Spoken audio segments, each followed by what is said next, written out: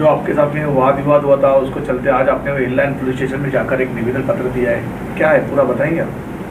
Sir जी, जय झूलेलाल सबको, सभी भाइयों को उल्लासनगर के। मैं प्रेम उर्फ गुरमुख द्वारकादास वालेचा आपके सामने आज आया हूँ ये न्याय की मांग करने के लिए कि 7/8/2024 को मेरे ऊपर जानलेवा हमला हुआ था, जो 6-7 लोगों ने मेरे को मारा था। वो उस वक्त मेरा दुकान है जो राधे राधे गली में, उसके ऊपर मैंने पतरे का शेड बनाया था, तो वो तोड़ने के लिए नगर पालिका के लोग आए थे। और वो तोड़ू कार्रवाई के वक्त बाकी ये जो लोग हैं जिन्होंने मेरी कंप्लेंट किया था दुकान की, वो तोड़ने के लिए उसके अंदर घुसे और वो साहब को बोलने लगे ये तोड़ो, वो तोड़ो, वो तोड़ो, ऐसा करने लगे। तो उस वक्त मैंने उनको बोला, भाई साहब आपने कंप्लेंट किया है, आप साहब अपना काम करेंगे, आप मेरे दुकान में क्यों घुसे हो? तो उस वक्त उन्होंने मेरे को मारना शुरू किया।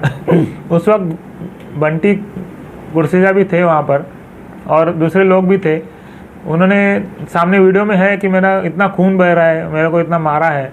तो फिर उसके बाद मेरा कंप्लेंट भी नहीं लिया गया। मैं पुलिस चौकी गया, मेरे को सीधा हिललाइन पुलिस स्टेशन में गया, तो वहाँ से मेरे को सीधा भेज दिया उन्होंने सेंट्रल में, जाके इलाज कराओ, फिर आप आके आप आने के बाद इलाज ले आने के बाद आपका FIR लिया जाएगा।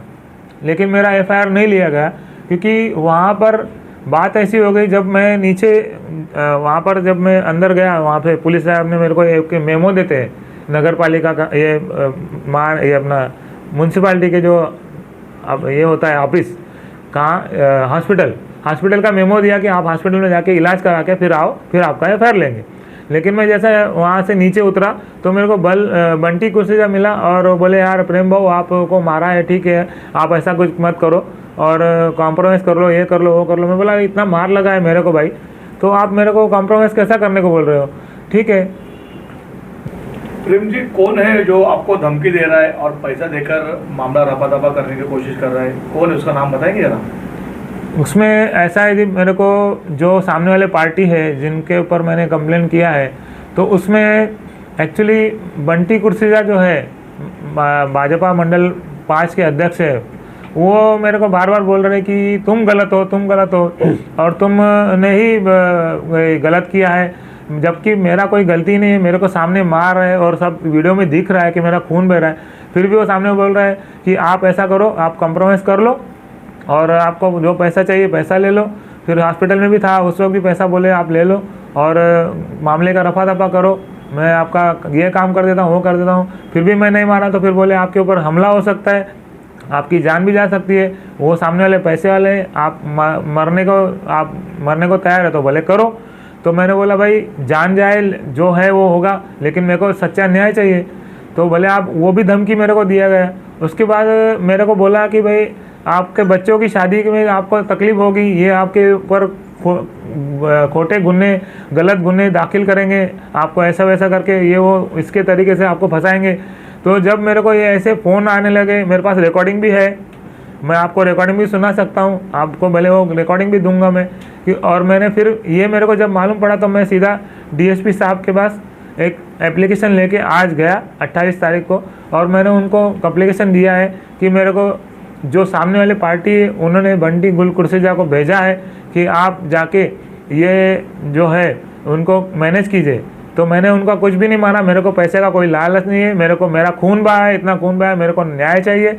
और मेरा जो दुकान टूटा है, सामने वाले ने भी अतिक्रमण किया है, उसका भी नाली पे है, उसका भी टूटना चाहिए। जबकि मेरा पत्रा का छेड़ था, नगर पालिका ने तोड़ दिया, कोई बात नहीं, लेकिन उसका तो RCC 4 माला बना है, उसका भी टूटना चाहिए।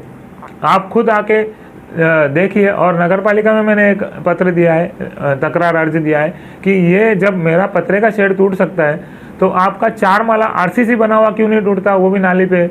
और उस वक्त जब झगड़ा हो रहा था, उस वक्त मैं खुद गणेश सिंपी साहब से बात किया कि भाई ये नाली पे है उनका, मेरा भी नाली पे था तो उनका भी नाली पे है, अगर आपको ऐसा लग रहा है तो वो भी इलीगल है, तो आपने वो क्यों नहीं तोड़ा?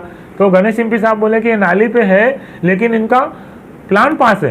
ये बात झूठ है। लेकिन राजेश जनवाली साहब के मैं अभी आपके सामने रिक्वेस्ट करता हूं कि आप वो क्लिप दीजिए ताकि मेरे को न्याय मिले, ताकि मैं गणेश सिंपी साहब से बोल सकूं कि ये कौन से ऐसा प्लान पास है, ये उल्लासनगर में कैसा कानून है कि नाली के ऊपर एक आदमी का पतरे का शेड आप निकाल देते हो लेकिन 4 माला बिल्डिंग बना हुआ है, उसका बोल रहे हो लीगल है और उसका प्लान पास है। नाली पे प्लान पास कैसा हो सकता है?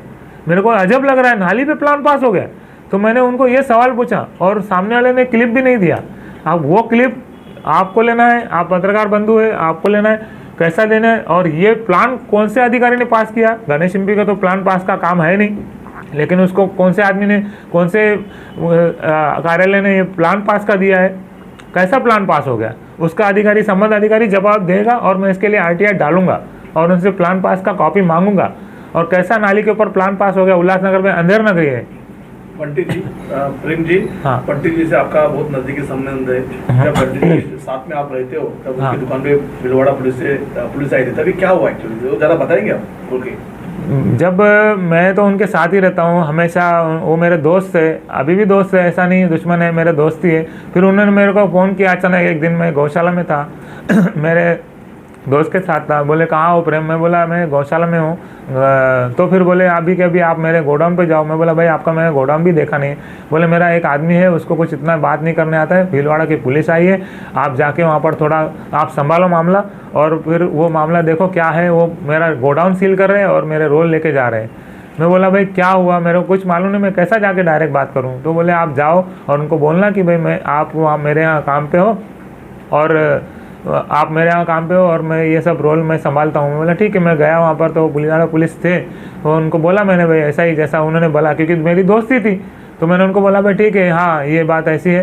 तो उनको बताया मैं भाई ये जो है रोल मैं बेचता हूँ और मैं उनके यहाँ काम करता हूँ। तो भीलवाड़ा पुलिस वालों ने मेरे को नोटिस, बोले वो कहाँ है? मैं बोला मेरे को नहीं पता। तो उन्होंने मेरे को नोटिस दिया, बाकायदा मेरे से नोटिस दिया, मेरे नोटिस पे साइन किया, मेरा फ़ोटो भी लिया। बोले ये जो रोल है इनके कटिंग क्यों कटा हुआ है? मैं बोला ये जो सामने वाले मांगते हैं कि भाई जो रोल दे रहे हो आप वो सही वही रोल भेज रहे हो या दूसरा भेज रहे हो, तो इसके लिए उसका कटिंग मंगाते हैं। ऐसा मैंने करके पुलिस वालों को समझाया और वो समझ गए और उनका गोडाउन सील होने से बच गया। और वो गोडाउन पे से जो सील होने के बाद वो पूरा माल लेके जाने वाले थे, वो उनका बचाया मैंने दोस्ती के खातिर। लेकिन आज मेरे ऊपर ऐसा कंडीशन आया कि मेरा दुकान टूट रहा था, तो मैंने उनसे हेल्प मांगा, तो मेरा हेल्प न करते हुए बंटी को सीधा सामने वाली पार्टी जो है पैसे वाली, उनसे मिल गए। उनसे मिल के उनसे क्या मैं मैनेज किया क्या नहीं, पैसा लिया नहीं लिया भगवान को मालूम, मुझे नहीं पता, मैं वो आरोप नहीं रखूँगा। लेकिन क्यों मिलते हैं उससे? सामने वाला मैं दोस्त हूँ, लेकिन क्यों मिल रहे हैं उनसे और उनसे उनका पक्ष क्यों ले रहे हैं, जबकि मैं उनका दोस्त था और मैंने उनको बचाया था? ऐसा क्यों हो रहा है? तो ये बात समझने की, आप सब पब्लिक लोग समझ सकते हो, समझने की बात है, इसमें कोई बड़ी बात नहीं है। और दूसरी बात ये मैं कहना चाहता हूँ कि फिर उसके बाद भी जब मारा मेरे को, तो ऐसा पता चला बाहर से सूत्रों के हवाले से कि उन्होंने पुलिस को एक को 5,000 दिया और एक को 1,500 रुपये दिया और बोला कि भाई इसका केस मत लो।